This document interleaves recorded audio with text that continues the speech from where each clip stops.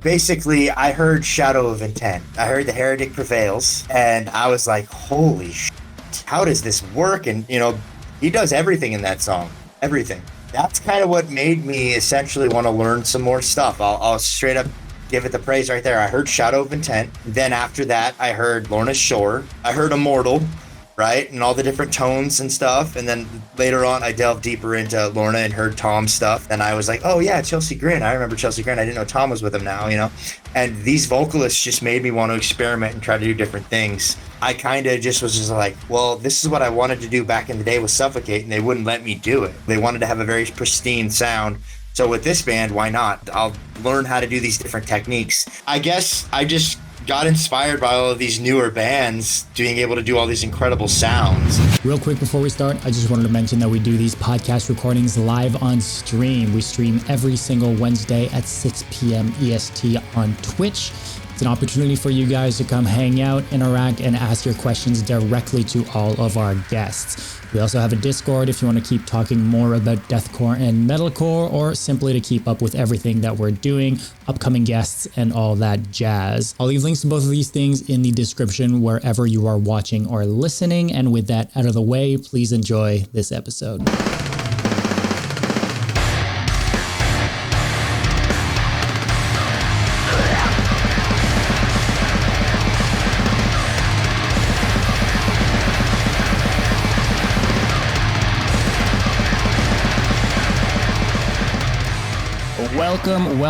Welcome to episode 24 of the Brutality podcast. My name is Dom. I am joined, as always, by my co-host Yan, and we have the privilege today to be joined by none other than Ricky Hoover. Ricky, welcome to the show. How you doing, man? What's going on, guys? I'm doing great. Thanks for having me. Yeah, man.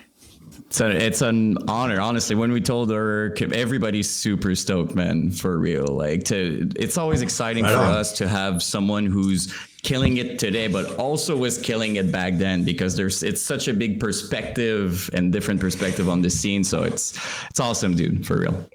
Well, thank you. I'm happy to be here.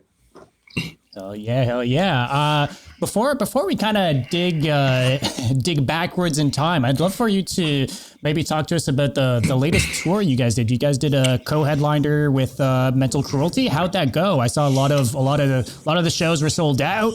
Got some big crowds. Seemed like a good time. But yeah, how was it from your guys' perspective?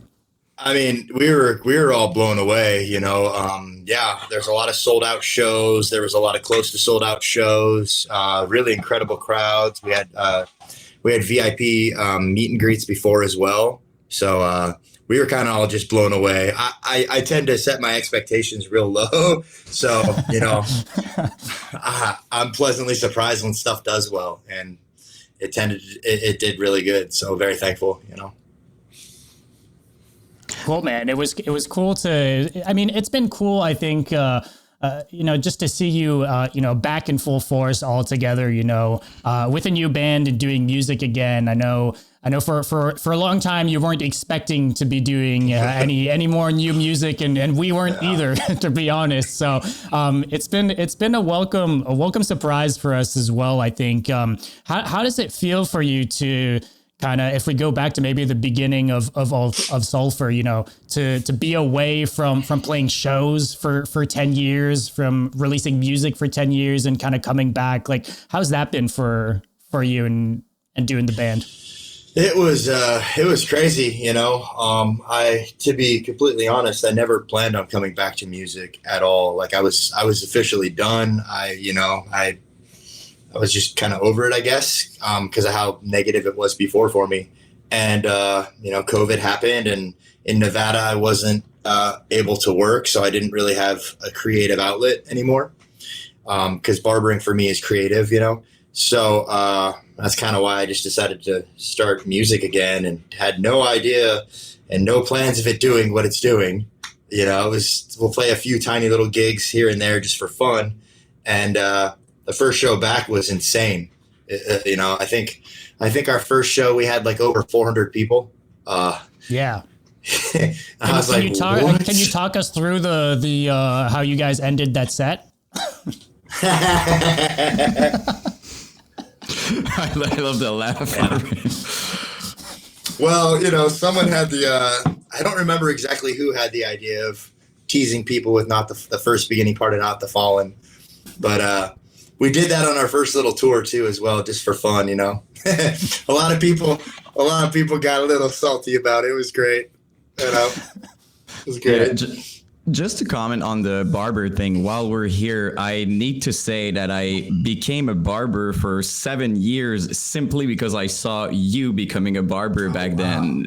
So I just want to, that's why I made the scissors on my face once I got, because you know how long it can be to build your own clientele, like really be booked all the time. Like people don't know that, but it's like, takes so long. Like you look at the day, sometimes you have one customer, two customers, stuff like that. So like when I build it, I was like, it's done. And I just wanted to comment on that because first of all, it's awesome that it's you who inspired me. But second of all, it's definitely creative. People see it as like a job, like you cut hair, but like it's art basically. You need to have a vision and to connect with people. It's a beautiful career. So I just wanted to. Well, that's awesome. I appreciate you telling me that. That's really cool. I wanted to say it. And also something else that was amazing is when you came back, you know, with Ov Sulfur and stuff, I saw for the first time you were it was a crazy lineup. It was like with Lorna and Jested. It was in Montreal here. I think it was the last show of the tour. Freaking awesome. Angel Maker, all of that. Aborted, I think even. It was amazing. And I remember I went on your merch table and I was talking with, I think maybe the manager or the person there. And I was amazed by you guys' performance, and it was my favorite of the night. I'm not saying it because like we were here, like just wanted to say it. I told Dom already and stuff. It's not like a setup because like we're talking to you. I can confirm. Yeah. There you go. And I was shocked, and I told the guy at the table like they should be headlining, dude. Like it didn't feel like a band opening at all, and it's so cool to see that you came back here. And if I'm correct, you were headlining, like now you're headlining some. It's just like it's so cool to see. I met you real quick, by the way. You were at the table and I didn't even know. And I'm so talkative in life, and somehow I was just I just went like, I was so shy. I don't know why. I wanted to say a lot of things, but I just went like, I love what you do, man. I kind of just stopped talking, but I think I was also Brad's in chat saying he was the one at the merch table. There you go. Yeah, I was saying I just wanted to buy a shirt. I was amazed by you guys' performance. Honestly, it didn't felt like an opening band at all. Like I was just like, when your vocals were in the silences, and so I was like, what the hell's going on? So you guys, I can attest that you guys are killing it, dude. It's rad. It's amazing. Well, thank you. That's awesome. It's nice to see you again.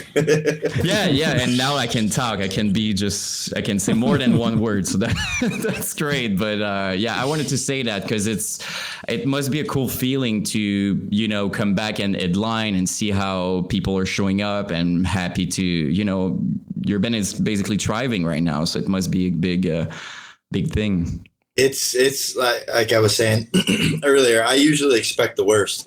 So the fact that it's doing so well has just been like, it's insane. It's a trip, you know. Every day I'm kind of just like, wow, how are we, you know, we're getting all these plays on Spotify and all these people are commenting, and it's growing, and it's just kind of like a wow every day moment, you know. How do you meet Chase, right?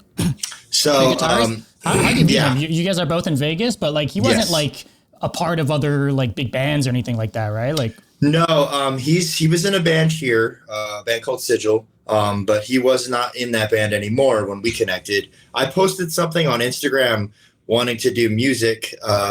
Originally, I wanted to do a tech death band, which we very quickly found out that wasn't going to happen.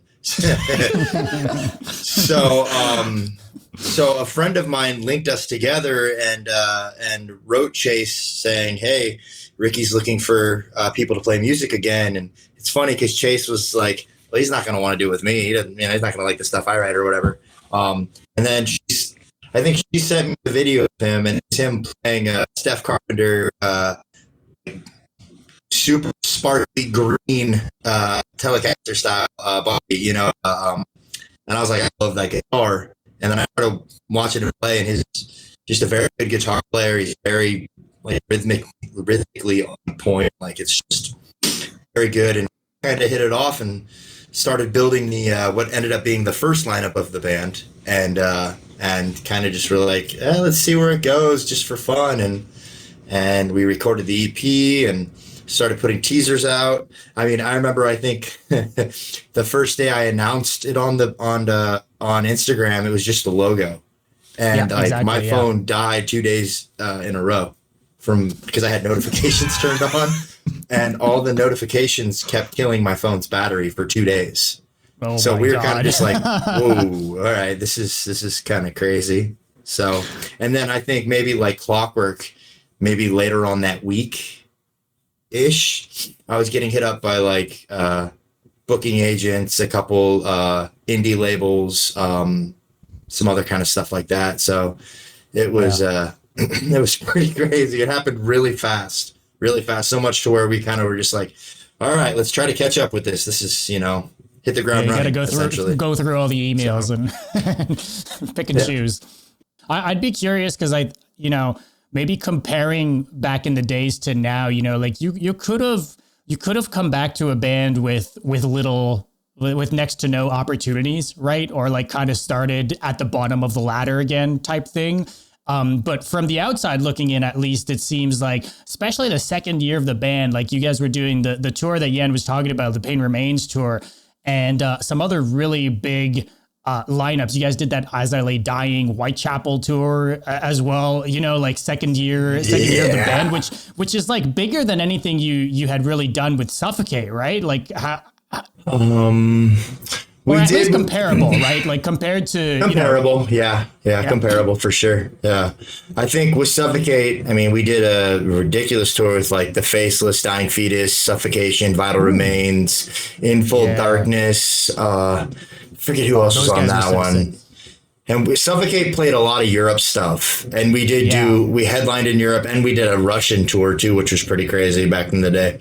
So, I mean, I would say for as new as this band is compared to how long Suffokate was around, I think this band is kind of just like, just going, which is crazy to me. I'm very thankful for it, Yeah, I think a big part of that is sometimes a band has a big following, but I think you had as a person, with Ink and Honor, all that stuff. I do remember like people were following you as a person, and I think it's cool that even after years not doing music, I was following you on Instagram. Every single Q&A you would do, every single one of them. When are we gonna be able to hear new music? Like I was feeling almost bad. I was like, guys, like because you repeated like you were that times. Guy. Yeah, no, I didn't. No, I didn't. I wanted to. I didn't. But I remember you repeating like many times, listen, guys, I don't think like I'm doing my stuff. I have my career now and everything. So I think the fact that people were still following you as a person, like just wondering what you're doing when you came back, it was just a straight up surprise. At this point, people were still asking, but no hope was there for you to come back. So I feel like the impact was bigger, probably because of like the fact that people were following you as a person also. Oh yeah. I mean, I would say definitely, I still do have a pretty crazy following on Instagram, which is a trip because, I'm not like a creator or anything like that, but you hate social media, if anything, right? It's like one of those things. It's like, we all have it, I guess, even though we don't really like it half the time. Like there's so many times I wish I could just like delete everything, delete my Instagram, get rid of everything and just be like off of it. But like, obviously, it helps. So I have to keep it, maybe one day I'll get away from it, but who knows? The necessary evil for the time being. Yeah, exactly.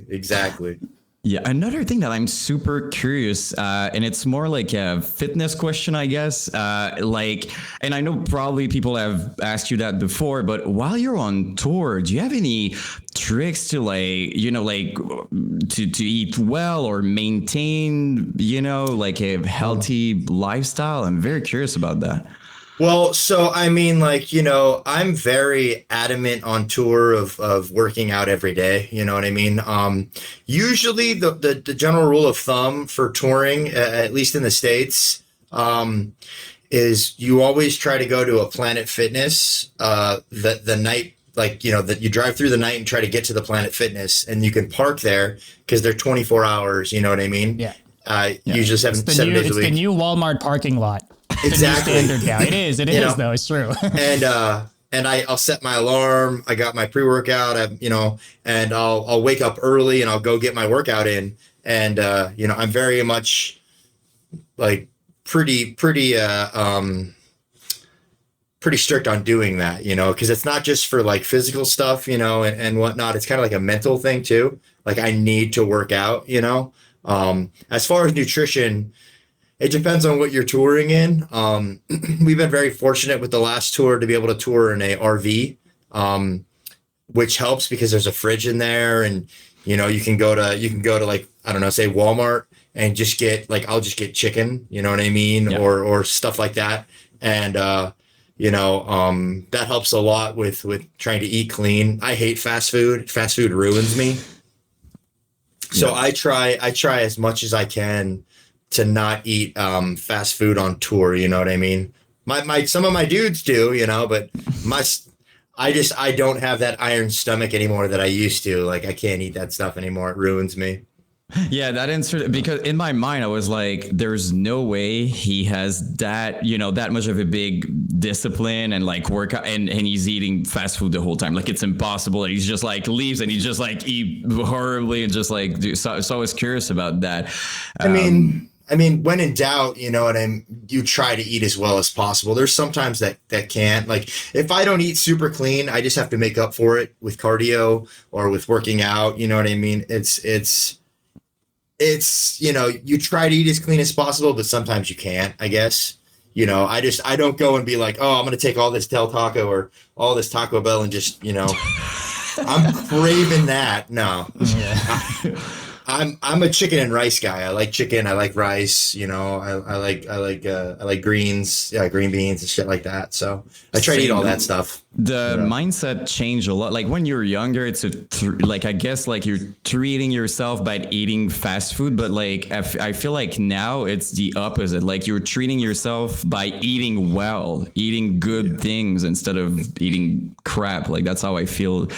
I feel too. I just don't have the same discipline clearly. But which brings me to that. I'm also curious, and it's a very obvious question, but what would you say is the biggest difference, like now that you're healthier and you work out and all that, like performing on stage must be a different experience as opposed to back in Suffocate? Not to say that you were not healthy, I just mean like now you're working out and all that. Yeah, okay, so like do you feel this huge difference in terms of like performing? I would say the biggest difference now is the limited space compared to before, when I was like, we're all Chase and I are decent sized dudes. You know what I mean? Like I'm 6'4", and like, when I was first starting the band, I was like 260 at 6'4", because I was just all mass, 260 pounds. Mm-hmm. But like, even still, like, being a bigger size makes it harder to run around on stage and not be winded, obviously, which is why I'm getting in shape better, but like, I mean, I would say when you're a bigger person on stage, you don't really need to run around as much. You can just kind of like Tim, a presence instead. Yeah. Like Tim gave me some advice when we were on that tour. He was like, I think it was Tim. Yeah. He was like, just stand there and command, man. That's what you're fine doing. Oh no, actually, I'm sorry. It was Joe from Fit for an Autopsy, a buddy of mine. He was like, just because he came out when we played a show where the city he was living at the time. He's like, just stand there and command, dude. Like you're a big dude, just stand there and command the crowd. That's all you got to do. And I was like, Yeah.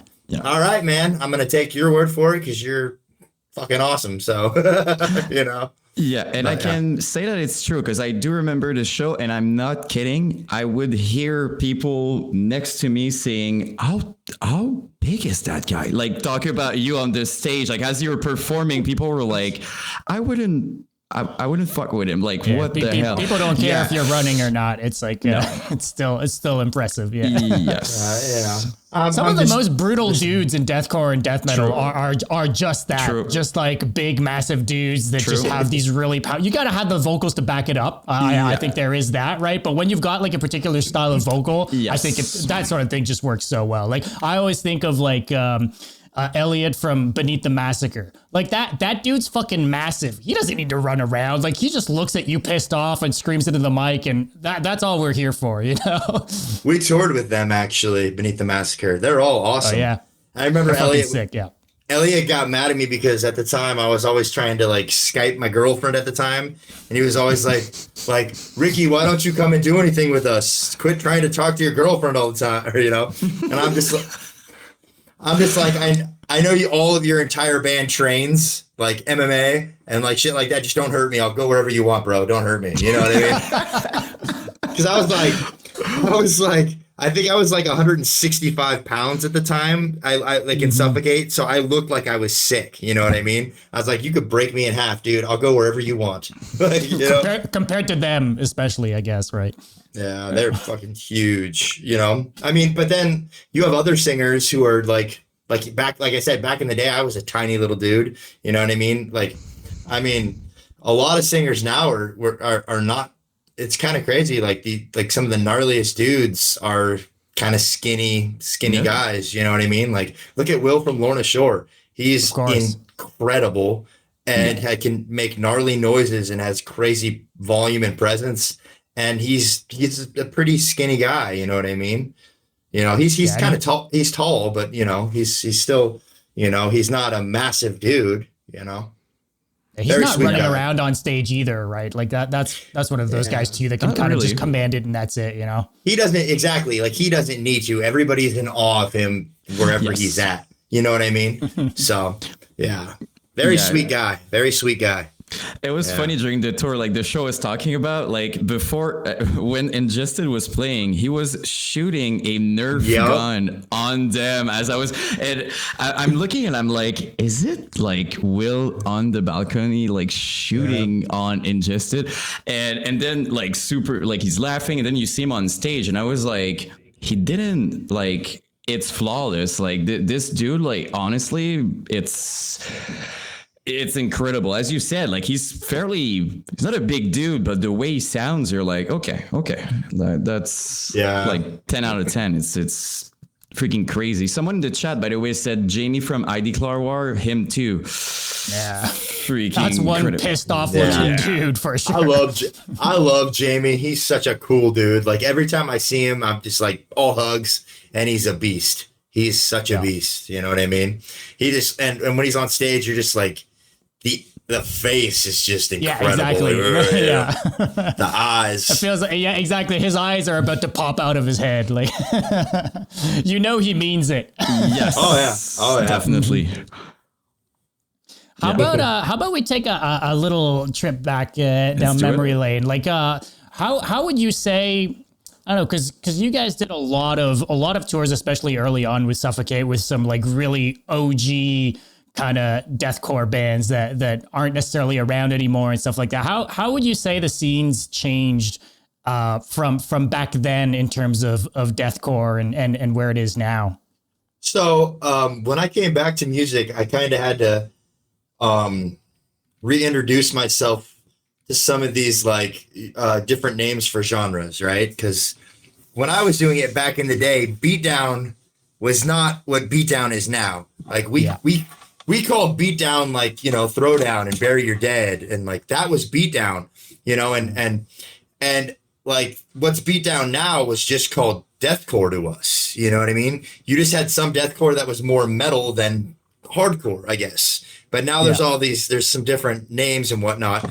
And I guess the way I see it, what Suffocate and a lot of these, or Suffocate and some of these other bands were playing, I guess would be determined now as beatdown, I guess. You know what I mean? It was a little bit more hardcore focused, I guess. I think the word deathcore has changed in meaning, because back then that was just deathcore, like you were saying. Like, exactly. Deathcore had a lot of hardcore in it. That's what kind of made it deathcore, right? Yeah. Oh, yeah. And it's like, I mean, you know, back in the day, Suffocate was too metal for hardcore bands, and we were too hardcore for the metal bands. So that the fans, especially, like, we would play our music and they'd be kind of like, you know, whatever.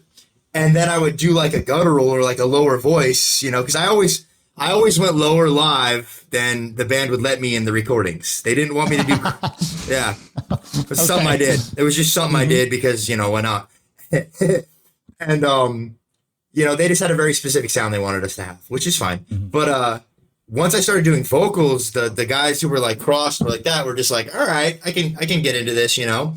But I just remember, you know, being too much of one or the other for some of these people. And now, dude, like now everybody likes everybody. It's rad, you know, like it doesn't matter. I mean, I remember when I quit Suffocate and I was in barber college and I still had people following me, you know, on Instagram or following whatever. I posted like a Day to Remember song. I forget exactly which one it was. And there was literally someone in my DMs pissed as hell saying, "You lost your brutal card, dude, blah, blah, blah, blah." Because I liked the judge of that. Yeah. Okay. Brutal card. Because, yeah, for real, bro. Because I liked other kinds of music. And the thing about it is some of these fans don't understand is most of the time when you're on tour, you don't listen to metal because you listen to metal every night. Like, you know, when you're driving in the van, most people don't listen. I mean, some people do, but most people don't really listen to nonstop, you know, whatever metal. We're listening to softer stuff, or we're listening to you know, whatever. And I would say back then you would get more shit for it. And like now it's like way more accepted. Like I never believed in a guilty pleasure band, you know, or whatever. I was like, I like what I like. Yeah. I mean, dude, I grew up on like, you know, like doo-wop and Motown or classic rock or you know, 80s punk, new wave. Like I literally grew up on listening to every single thing, you know? So I think now more or less these people now are like, you know, I mean, Sleep Token is huge among metalheads, right? I mean, they get their hate because of what they're doing. Anytime a band does well, they get hate, right? Yeah. But like, they're so different, but they can still be heavy, you know? So I think nowadays the world of music is more willing to integrate and have just one cohesive sound of everything versus the little pockets. And I'm sure there's still elitists out there who are, you know, confirm. Yeah, but you know, but it is definitely less, you know? I mean, it's crazy because, like you said, I mean, Suffocate wasn't the only band in that sort of scenario where they were kind of in between hardcore and death metal and never really, never really fit into either, and wouldn't get tour opportunities because of it and stuff like that. And it is cool now to see that, like, you know, I mean, some bands have always been good about that sort of stuff, but it's so cool to see like a you know, Cannibal Corpse or fucking Dying Fetus bringing out a deathcore band on tour. You know, like that sort of stuff is so fucking cool, you know, and that wasn't always the case. So it's cool to see we've come into some better times in terms of genre bending and stuff like that. I mean, like there is still, like I was saying, there's still these elitist people, which is funny to me because I think like it's so silly that these metalheads hate on other metalheads because of the vocal being different or whatever, you know. It's very interesting to me, but you still have your like diehard death metal heads who hate, you know, breakdowns or anything that isn't Cannibal Corpse or whatever. But I also see like death metals have a huge revival too, with like Sanguisuga Bog and like Frozen Soul, and you know, I'm sure I'm missing a whole bunch, but like all these huge death metal bands, there's a whole wave, you know, and it's funny because hardcore kids, what I've noticed anyways, these death metal bands have a huge hardcore kid following.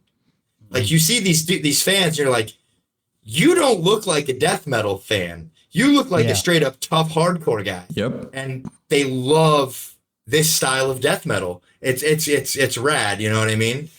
Plus, like, you know, with us, we sing, like, you know, and I still get shit for it all the time. People still say stuff all the time. All the time. Yeah. But the thing about it is why would I want to come back and do something exactly like I did before? It would be boring. It wouldn't be fulfilling for me. Like, you know, people don't understand when you're a musician, you make music for fans, obviously, to a degree, but you also make music that's going to fulfill you. That's going to, you're the one who's got to play it on stage. Dude, I want to enjoy it. You know what I mean? Like, you know, never in a million years that I think I would be singing on stage ever, like ever. And, you know, my dudes in the band always wanted me to do it. And the last album, I did a line in the studio and kind of changed everything. And my, you know, our producer, our label, or everybody was just like, all right, you need to do more than this because, you know, this is going to be something new for us. And, you know, did you feel more like vulnerable, I would say, because like you're used to scream, but now you're with a mic, you're in studio, people are hearing, like it must be intimidating at first, right? Like the first time you were trying to sing. Well, yeah, it's like I've been clean singing since I was a child. I was in choir. I used to sing in different languages. I used to do all that stuff, but I never thought it would translate over to this. You know, it's funny because when I was in Suffokate, like I had big shoes to fill. You know, the first singer, Jared, was insane, like very good vocalist. You know what I mean? Had a specific sound, and like I was that young, angry, violent, unhappy person that like whenever anybody would say anything, I'd be like on fucking MySpace, like, yo, come to a show, meet me here. Let's go out back, blah, blah, blah. Where do you live? Da, da, da. And like, you know, yeah. And like, you know, not that I'm the toughest person in the world. I probably got my ass kicked a whole bunch. Who knows, right? But like, I mean, you know, but Taylor, the guitar player, was all like, dude, don't even worry about it. You just have to like let it roll off your back, you know? But I was young. I mean, that was over 10 years ago, you know, a long time ago. Yeah. Like now I'm just like, oh, whatever. At least you're talking about me. I mean, you know, if you're making me laugh, then it's all good. You know, infamy sometimes is better than fame. Yeah, true. And for what it's worth, today, I don't think anyone would show up to fight for what it's worth. So I would be very surprised. Hope not, man. I don't want to fight. I hope not. I'm an old teddy bear. I don't want to fight anybody, man. And things have changed too. Like, let's be honest, like, I know you're seeing it from your perspective, but even the scene itself back in deathcore, like it was competitive, it was negative, it was like a big competition. It was like, who's heaviest, who's the coolest? Like it was this big like negativity, just completely useless because everyone liked the same thing. But I remember it being negative, like even people on MySpace. And today it's not like that. People are just like, oh, a tour, it's awesome. Oh, that vocalist, it's cool. You see big collabs and stuff. Back in the days, it wasn't like that, dude. It was like we're better. I mean, how many people were pointing out the earlobes? You know, like articles about Suffokate would lead with that. Yes. You know, like I think the funniest one I saw was like metal when it came to Ov Sulfur, it was like ear surgery survivor Ricky Hoover. Oh my god! Wow. I mean, I think it was Metal Sucks back in the day. I think they did like 3 or 4 articles.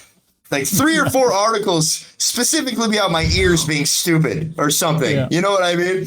I was cracked me up, you know, whatever, you know. Yeah, I would talk about the band and people would shit on me talking about the ears. I'm like, what does it have to do with anything? Like, Suffokate is sick. I love the vocals and all that. Oh, I don't know. Like this. I'm like, so it was like that back then, definitely. Well, it wasn't like a huge, like now because it lasted for so long. I mean, dude, I had stretched ears for over 10 years. You know what I mean? Like, and at that point it was only, I think it was me and, Maddie from My Children, My Bride, I think his name is Maddie. I think I met him once. I think we're the only 2 who had big, massive ears like that, right? You know, I mean, other than Chris Barnes from fucking old Cannibal Corpse or whatever.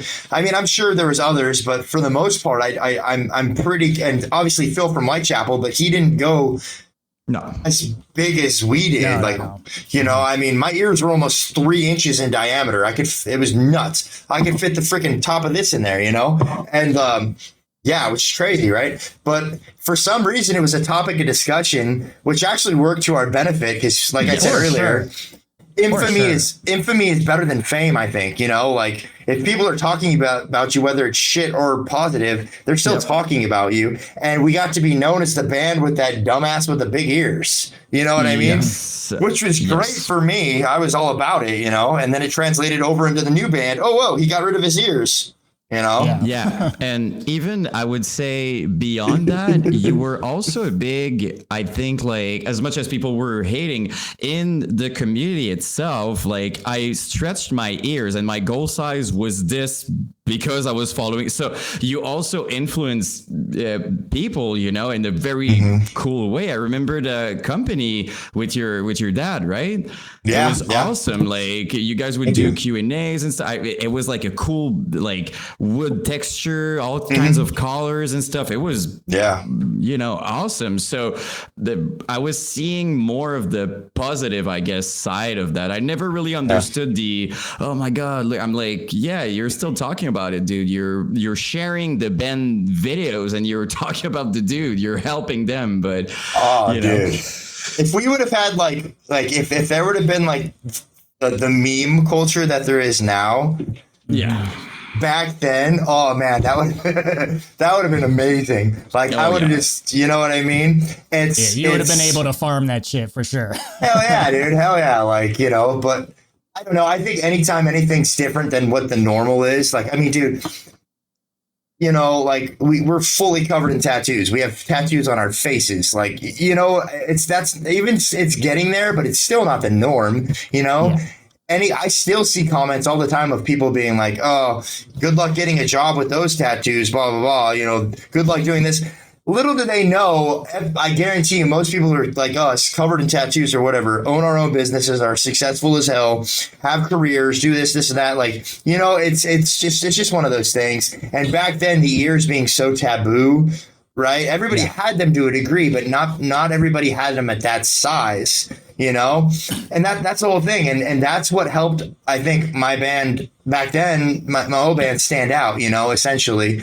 You know, there are people who are saying we're overrated all the time, which, you know, whatever, who knows, right? But the image at the time was the first selling point, then the music behind it. You know what I mean? Like that's what helped.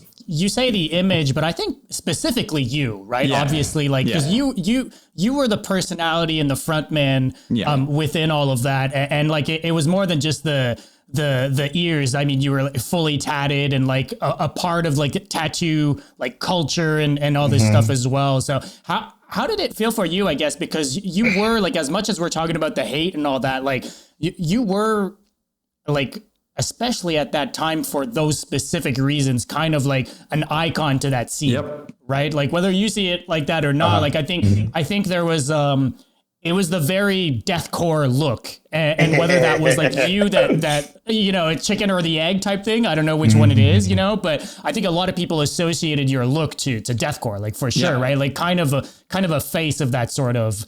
Like, did you have like personal opportunities out of that? Like, it was like. Yeah, because I mean, it was like first inklings of being a like social media influencer back then, you know, with MySpace and all that, and like having a personality really like being pushed up front there. Ink and Honor, all that stuff. You know? Yeah, I mean, that Ink and Honor interview, last I checked years ago, it was like millions of views, I think, or something. It's not like 2 million right now, Yeah. Which is insane, you know, fucking, it's just, I mean, there were, you know, there's like Mitch as well, you know, was one of those. And, you know, there was others as well. I've always been kind of a person who, it's, you know, whether or not it's been good or bad, I deal in extremes. If I do something, I go all the way. I don't ever, you know, it's hurt. Like I said, it's been good and bad, right? I go fully extreme to something. I commit all the way. I do it. And, you know, for me, it was like stretching my ears, right? Or getting tattooed. I wanted to be as covered and not so much to like more than someone else, but just to be as much as I can for me. Like the biggest reason I hated, or the biggest reason I got tattooed back in the day, right, was because I hated how skinny I was. I hated my body. I hated seeing it. I didn't like seeing myself. So I covered myself with tattoos because it made me like myself more, right? And then through doing that, I think, you know, because I mean, tattoo culture has always been there. Like, there's people with suits way before I ever did, but like maybe not in our scene as much, I guess. I don't know. I mean, a lot of the old school hardcore heads like were covered, you know, but I think they just might not have done as many things showcasing it or interviews about it. Whereas the younger generations, who are now the older generations, which is funny, got exposed to it really easily. You know what I mean? Yeah. And I think that's kind of what helped it. You know, I definitely, you know, I've had people come up to me quite a lot actually and been like, you know, I remember your Ink and Honor interview and that's why I decided to get covered, or you and Mitch, you know, you guys having so many tattoos and stuff, it made me want to be like that. You know, I've had singers of other bands tell me that they were inspired by, you know, either Mitch or myself or which is incredible. And, you know, it's just one of those things. It's kind of weird to sit back and hear it and like accept it, I guess. You know what I mean? Because I still feel like I'm just a dorky, normal, run of the mill guy. Like, you know, I'm you know, it's like my band knows me as just a fucking dork who says stupid shit all the time and laughs all the time, you know? But to these other people, they're like, oh, I want to look like him or be like him. And I'm like, if you only knew the real me, you probably wouldn't, you know, be like, oh, that guy's a fucking dork, man, you know? So. Yeah, but I think being real is a big part of that. Like, you're also just being yourself. Like, a lot of people are, you know, putting an image, and when you know them, you're like, well, that's not what you are, as opposed to you, like, you answer, you know, honestly, you're just being yourself. Like, not many people do that, and I feel like you pretty much always did that. And when I saw your when you went to the Garza podcast with Taylor, super cool. I think it's in 2 parts, super nice. You were talking about Mitch, right? How you were influenced, and as I was listening to it, I'm like, well, little did he know, Mitch was a big icon for sure. I was influenced, but you were also part of that for a lot of our generation. Like, when we would talk about bands and stuff, it was like Mitch, Ricky, like you were. Well, I'll say this: we haven't had like a million icons, you know, like people that kind of are the face of deathcore. Let's say, like, there haven't been, and to be honest, like, especially since Mitch's passing, you know, like, it kind of like deathcore took kind of a dive because of that, right? Like, there was no icon left. There was no like face of the genre kind of pushing it. I think we're seeing it now again with someone like Will Ramos and stuff like that. But we didn't have that for the longest time, or you know, Alex from Slaughter to Prevail, right? Like same kind of thing. But these like big personalities, whether it be because of a look, whether it be because of a big personality and stuff like that, we haven't had that many of them, considering like how many bands are in the scene and have been in the scene. I definitely think you were in there, you know, grouped with Mitch and stuff like that. Yeah. Outside looking in, that's kind of how I saw it. That's crazy. You know, it's crazy to be put on a level or compared to some of these people that you're mentioning, because those are the people that, like, when we were doing stuff, when Suffokate was doing stuff, I never was in the moment. I didn't understand it or see what it was in the moment or appreciate what it was in the moment. I was always chasing that next, no, we need to do this. Oh, they're doing that. We need to do that too. We need to go on this. We're not big enough. We're not big enough. We're not known. We're not blah, blah. And hindsight, looking back now, I'm like, dude, we toured Russia. Like, we headlined in Europe. Like, we went to Europe so many times. You know what I mean? To where it's like I understand why people would put me on the same, I guess, like, on the same, you know, in the same conversations with Mitch or some of these other people, right? But to me, I still feel like less than that, because those were icons to me, I guess. And like, you know, when you talk to people, when you talk about it, I mean, like, everybody's first go-to is obviously Mitch because he was the GOAT. Yeah, Right? He is to me. Still is, man. No one will ever put on a better show. I don't think. No one will ever. I mean, you know, not to say that people aren't great, but no one's going to capture that like Mitch did. No one ever will. It's not possible. And the fact of the way he passed away makes that not possible also. You know what I mean? So it's like, I do appreciate when people say that. And I feel very fortunate that I'm even considered one of those or an OG, as people say, you know, but I don't know if I'll ever really accept it or see it because it's just, you know what I mean? So it means a lot. And I do accept, I appreciate it, but like, I'm still in that always chasing, trying to get to the next, like, I want to do that. I want to play there. I want to, you know, so. Yeah, I think it's a good mindset to have because it must be difficult to see yourself as that, like to see yourself like it's kind of, you know, it's mind blowing because you know, like you don't have all the outside perspective and people talking about it, but I can tell you that it's the case for sure. And I completely agree for Mitch. We keep having this conversation that his presence is just unbeatable. Like I don't think you can be as scary as this dude ever on a stage. It's like it's in his blood. Like to me, this dude is everything that the scene was. But I wanted to ask you, out of every tour you made, and it's going to be maybe a difficult question, what was the biggest like full circle moment, like meeting your idol, your person? Like I don't know if it was Alexander dying or whatever, but like biggest kind of star shock moment. Shit. It might take me a minute. Let me think. It's a tough question. I know. I would say, shoot, everything, the biggest one, you know, it can be more than one, like can be a couple or actually doesn't need to be the biggest one, but you know, like self-important. I would say we did a really ridiculous tour in Europe back in the day with Suffocate, with Unearth and Heaven Shall Burn. And there was another band on tour with, I forget the other band, but the shows on that tour were thousands upon thousands upon thousands of people. It was incredible. And there was like a lot of moments where I would go out onto the stage and just in front of these seas of people, and by no means big compared to how it is now, right? But back then for me, you know, it was nuts. And you know, I guess being like Trevor from Unearth, the singer, right? Him considering me a peer was gnarly to me, you know, because I used to listen to Unearth a lot at that time, you know, or like, you know, Trevor from Black Dahlia Murder acknowledging me after shows, like.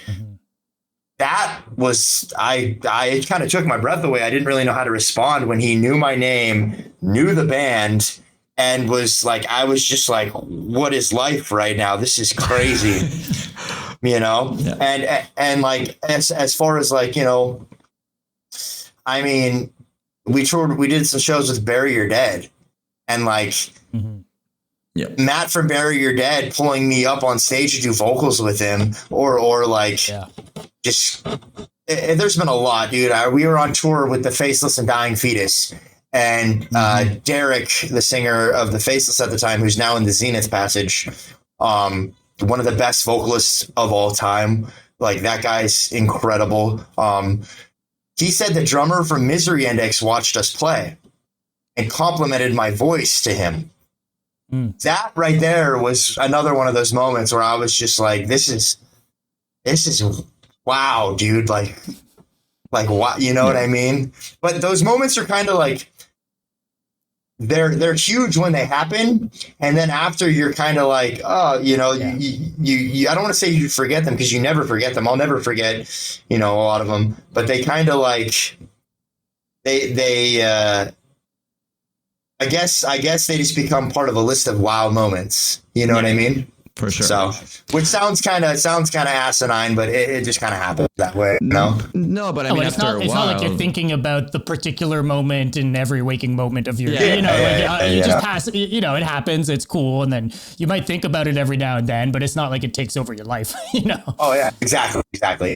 You were talking about vocals. I would have like some questions about that because I'm still a big fan of what you did back then. It's nothing to throw shade, but like you clearly improved on a lot of elements. Like it's crazy. Like what was the decision? Because I think you took some lessons like and stuff like that with a coach or whatever.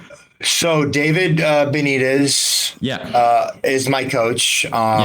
Incredible. I got, he's amazing. That dude's unbelievable. His band's so amazing too, you know, Renaissance.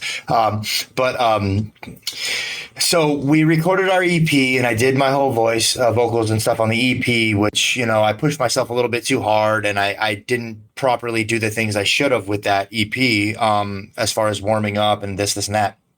And then I connected with David and he just ran me through almost like a crash course on how to properly do things, you know, because he's old school like me. There's different types of vocals now, like, you know, and as far as like the old Suffokate stuff, like, I mean, I was just shooting fish in a barrel back then. Like I did not have a coach. I spent a long time getting my sound. Yes. And I got it down to where I could do it easily every time. And that was my specific thing. But I don't necessarily know if at the age I'm at now, I would be able to do it like that back then. Like I have to take care of myself now. I'm older. I'm also a lot bigger. I you know, there was a point where I was 100 pounds bigger than I was back then. So that's going to take different, you know, different ways of doing that too. Your body's huge in it. And I guess I just got inspired by all of these newer bands being able to do all these incredible sounds. And it's funny because the tunnel throat that everybody does, right, that are huge and fun and whatever. We toured with a band called Blind Witness back in the day. Okay? Oh, sir. I mean, right? Those are the hometown guys. They're from here, like we're from Montreal, so yeah. So their guitar player at the time, I forget his name right now. Max, or? I think it was Max. He was the shorter one. I think he was the shorter one. He was actually back then trying to teach me how to do a dual vocal where the high goes over the top of your tongue and the low goes under the bottom of your tongue. So you almost like a tunnel, you know what I mean? And this was way back when, but, I just remember thinking about that. And then obviously, you know, we all know about Cattle Decapitation and Travis. And he's been doing that for forever, you know. Incredible freaking. Honestly, as far as a metal vocalist, not genre specific, Travis Ryan is the ultimate GOAT of everybody. Like I put him up there with like him and Mike Patton. You know what I mean? Like just able to do literally everything, you know? And still killing it, dude. That's what blows my mind. They've gotten better over the years. It's insane, dude. Death Atlas is my favorite of all time. So good. But you know, incredible. Yeah. Cattle Decapitation. Holy shit. Yeah. No, but like I was asking because I think first of all, like back then, I feel like there was not much information on vocals. Like it was just like do your sound. Like people were wondering how Phil Bozeman does it. Like people were just like kind of talking. Like the Mitch Locker freaking highs were people were just trying to aim for a sound or something. But nowadays, it's like it's documented almost. It's like, okay, do this and this. So I was curious to know, you know, why you know, where it came from. But I think it's a good reason. It's basically to do it in a healthier way, in the proper way, so that. Oh yeah. You know, were you still doing vocals between the two bands, or was it kind of always? I would hear like, you know, I would say, and I give this guy a lot of praise all the time. You know, Ben from Shadow. Like, I know Phil from Whitechapel did an interview about it, and he said he thinks Ben is the best of all time. They're the best out there right now, which I agree with. He just can do literally everything. You know what I mean? But effortlessly as well. Basically, I heard Shadow of Intent, right? I heard The Heretic Prevails, And I was like, holy shit, how does this work? And, he does everything in that song, everything. Yeah. Right. And, that's kind of what made me essentially want to learn some more stuff. I'll straight up give it the praise right there. I heard Shadow of Intent. And then after that, I heard Lorna Shore. I heard Immortal, right, and all the different tones and stuff. And then later on, I delved deeper into Lorna and heard Tom's stuff. Then I was like, oh yeah, Chelsea Grin. I remember Chelsea Grin. I didn't know Tom was with him now, And these vocalists just made me want to experiment and try to do different things, And I kind of just was just like, well, this is what I wanted to do back in the day with Suffokate, and they wouldn't let me do it. They wouldn't let me go these weird unaudible lows too much. They wouldn't, they wanted to have a very pristine sound. So with this band, why not? I'll learn how to do these different techniques. I'm nowhere near where these other people are at that, because I think because of all the different training that you're able to get now and the videos you're able to do now. So it's almost like I was starting with a older technique, trying to, conform it's almost harder to undo than start from scratch. Exactly. Type thing. Yeah. Like I can't do fry vocals. I'm still learning, trying to how to do fry vocals. I cannot do them. They like are insane to me. But I can do false chord easy, and I can do every pitch in a false chord, and I can do false chord pig squeals or whatever, or tunnels. But try to do a fry scream, and I might as well be it's nuts. But now these people have these videos where they can develop the correct way, like you said. So, it's different for sure. Like I think it's good for the scene at the same time. I mean, like an upcoming vocalist right now can literally start in a very healthy way. So that's kind of a big positive, I feel like, as opposed to back then you would have people like hurting themselves or losing their voice, cannot scream anymore, stuff like that. Like, I feel like there's definitely going to be less of that probably. So yeah. I always tell everybody, I was like, the way we learned back in the day was to roll your windows up in your car, drive around, and try to. That's still what I do for what it's worth. But yeah, I still do it. I did it earlier today. I do it all the time. It's just fun. Yeah. I do it with singing, actually. Okay. I do it a lot with singing, and I mean, like, that's how I was able to get so loud back in the day too. Like, I would turn my radio up all the way and try to scream over the radio. Or when my parents would go and do errands on the weekends, I remember my dad had one of those 200 disc CD changers that was like a carousel. Yeah. They would leave, and what actually started me screaming was like, Kill Switch Engage, the agony scene. Yeah. As Lay Dying, It Dies Today. And I would scream with these records or these CDs as loud as I could, probably freaking out the neighbors. But that's how we had to learn back then. That's trial and error, Dude, that's so funny because that's the exact same thing I went through. Exactly the same. Mine was more like a 5 CD changer than 200, but same concept. But I definitely was blowing my fucking voice out trying to do it that way too. And 100%. I think there was a little bit of unlearning to do after that phase for sure as well. No. It was very humbling because I took some vocal lessons as well. And my first ever moment, he's like, can you just, which is, by the way, very awkward to do when he asks you to like do some sound and there's no music, nothing, and you got to show what you do.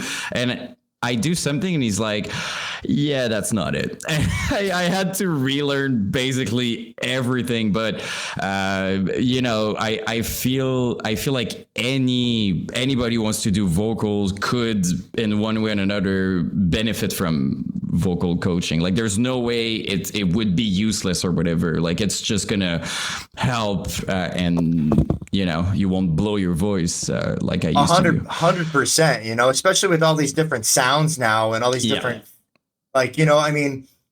it's like on tour, there's been times where I haven't been able to do tunnels because I've done them too hard. Like tunnel vocals, tunnels are one of the weirdest things because you don't need to push hard at all. And it sounds better the less effort you put into it, So So it's coaching helps so much. Like I try to get coaching for singing. I try to get all that stuff now that I have to hit notes alive, you know what I mean, with singing, which is very difficult, you know. Going back and forth too, right? Like doing both. Like just singing alone would be one thing, screaming alone would be one thing, but doing both during a set or like a same song, that's like a big mental like switch and like technique switch to do, right? Oh, it's so hard, dude. It's and I'm real big on hearing myself. So if I have any kind of technical difficulties on stage and I'm just singing without hearing myself, like there were times on the last tour I couldn't hear myself and I was just like, oh, well, hopefully it works. And people came up to me and were like, dude, that sounded great. And I'm like,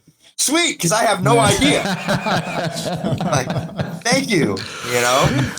Yeah, you're talking about, you know, different spheres of your life with like coaching. When you first started in, not that I always want to talk about fitness, I'm sorry, but like, did you have someone who, because I think it's super interesting, do you have like friends or people around you kind of, you know, teach you, or you kind of learn by videos and stuff? Well, when I first started working out, I was back in 2013. I think, and I had a buddy, Tim, who he passed away unfortunately, but he's the one who really kind of motivated me to get me in the gym. And then my buddy James and I, we were both like super novice at working out, and we would go and we would work out, ironically enough, at Planet Fitness, right? And we would go there at like, 12 o'clock at night, because we were hoping it was like less crowded. We were taking pre-workout at 12 o'clock at night. Oh, sure. And just and just like doing it and learning. I'm sure you went to bed great after that. Well, funny thing about it is this is funny, is after we would do that, you know, we try to, like, YouTube was coming about better and you could look at certain things or whatever. We would watch stuff and we would just look at the pictures on there and whatever. And then I would go home and I would take ZzzQuil to knock me out. Wow. Yeah. And then I would wake up the next morning early to go to work, you know? So it was like, I did that for a couple of years and it just wrecked me. But like, we would just, you know, kind of look at other people working out, I guess. I mean, years and years going by, I would have friends who would show me stuff or coach me to a degree or like, you know, I got into powerlifting and I had a lot of friends that powerlift, so they showed me stuff. And then like right now I have a coach named Craig Golias who is doing my meal plans, doing my workout routines, just because I want to get in better shape for the next stuff we do. You know, I want to be able to last longer on stage. I want to be able to feel better after performing, you know, all that kind of stuff. Yeah, I wanted to ask because, you know, sometimes people want to start working out and it can be also very intimidating to start, to go to the gym at first, like you never, so it's cool to hear how people start. And I was wondering if you know, because I saw on your page that you also influence people to start working out. That's another thing. Like you also influence some people. How do you feel about that? I know, is it similar to the music thing? Is it different for you?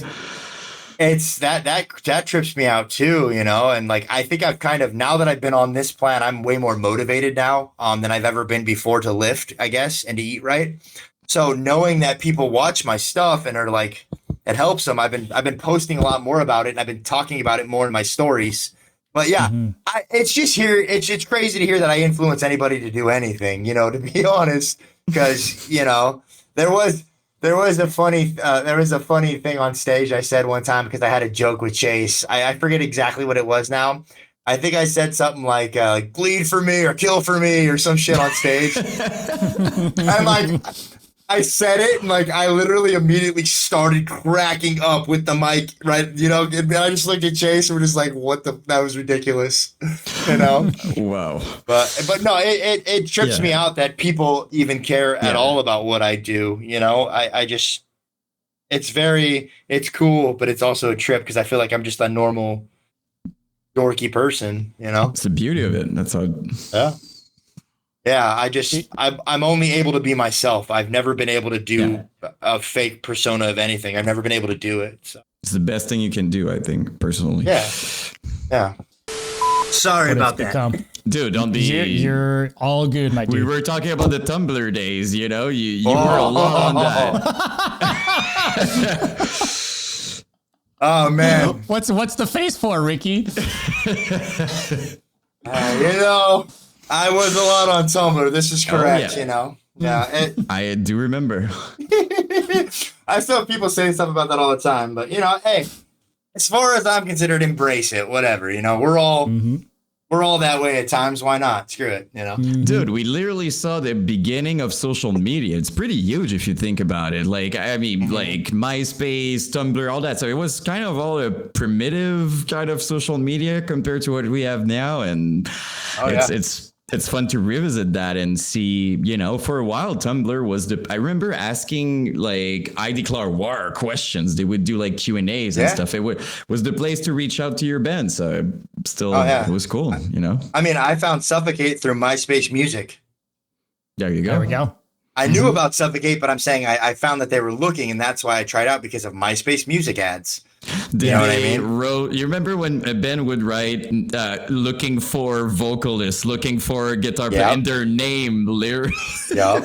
Yeah, well, I stumbled upon the post on Wayback Machine actually when they were looking for a vocalist, and it's funny because it confirms what you were talking about earlier. They specifically say in the ad that they're not looking for they're looking for the exact same sound. They're not looking for someone to do something different with the vocal style. That was like mentioned in the ad.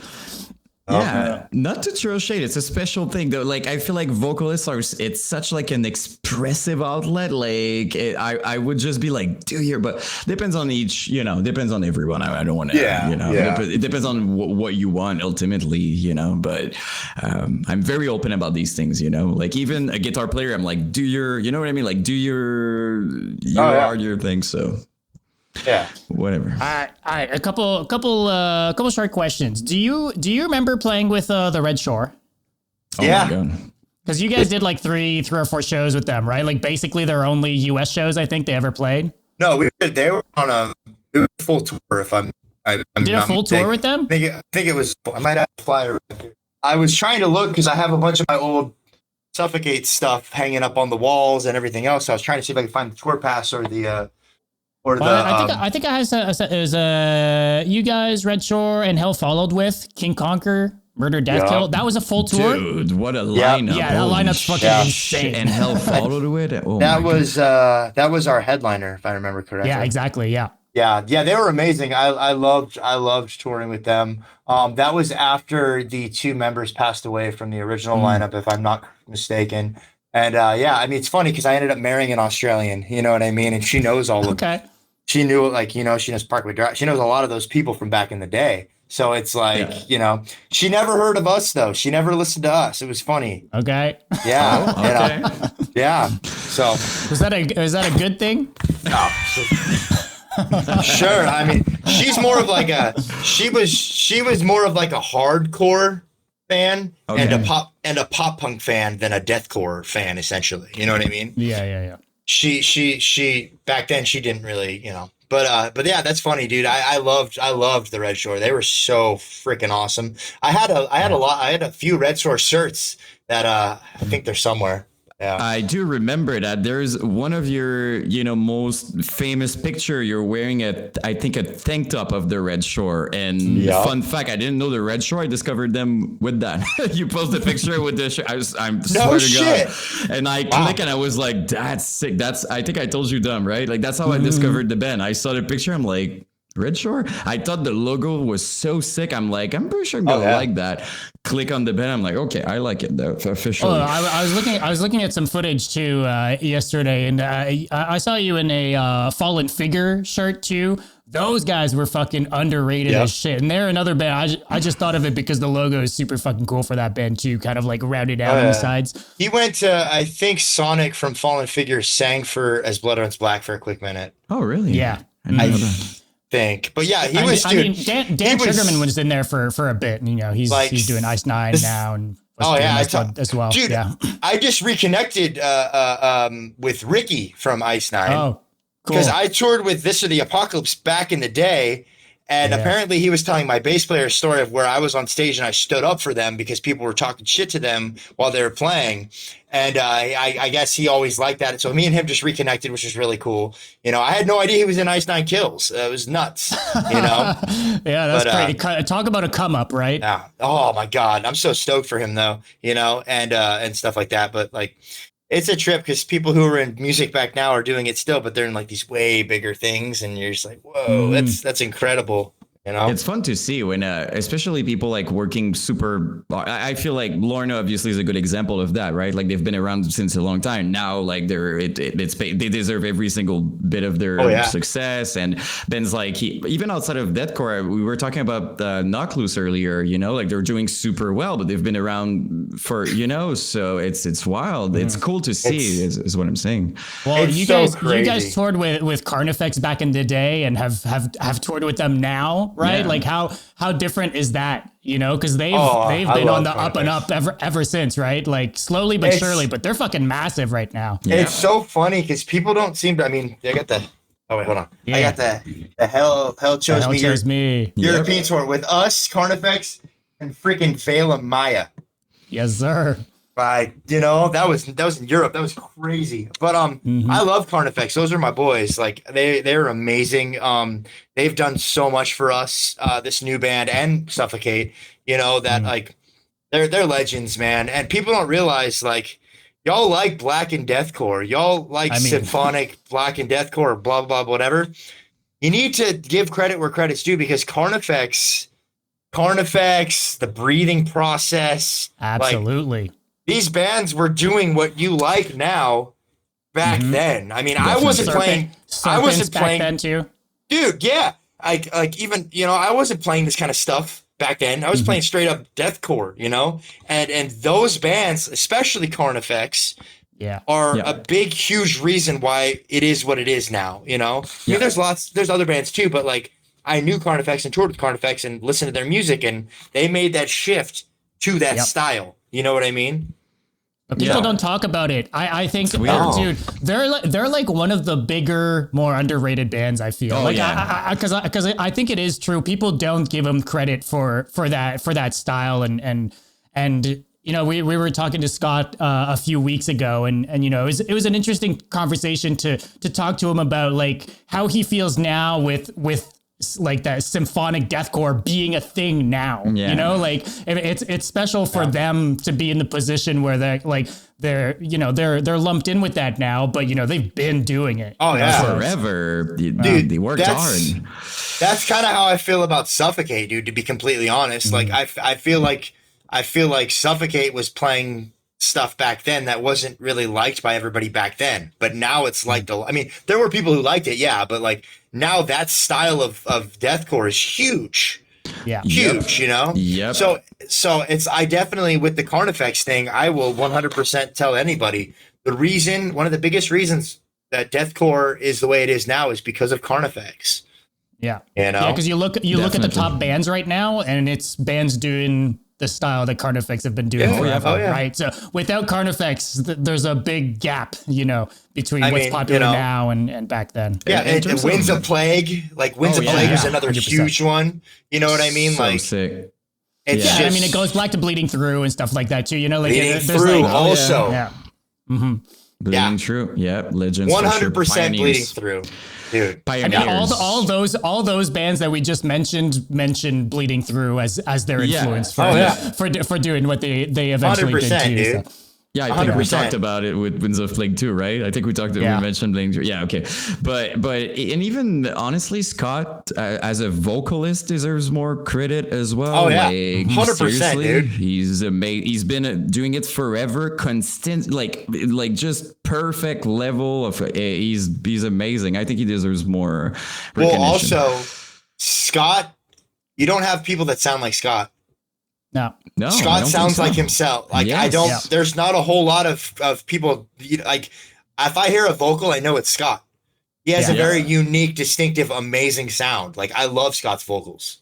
Definitely. You know, on tour, when we tour with them, I'm just like, whoa, dude, that, you know, like it's just a whole nother thing.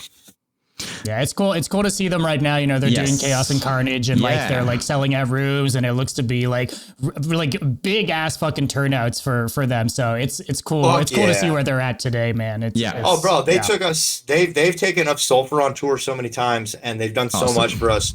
I love those guys. They're I hold them in the highest regard. Bands, it fits well together too, right? Like in terms of vibes and shows and stuff, it must, you know, like Ov Sulfur and Carnif, it works very well. Mm-hmm. Oh yeah, you know, I mean, like there's bands we go on tour with that I don't expect their fans to like us at all, and they come up to us after and like, that was awesome. I'm like, oh, sweet, thanks. I didn't think you'd like us. Mm-hmm. Cool. That's awesome.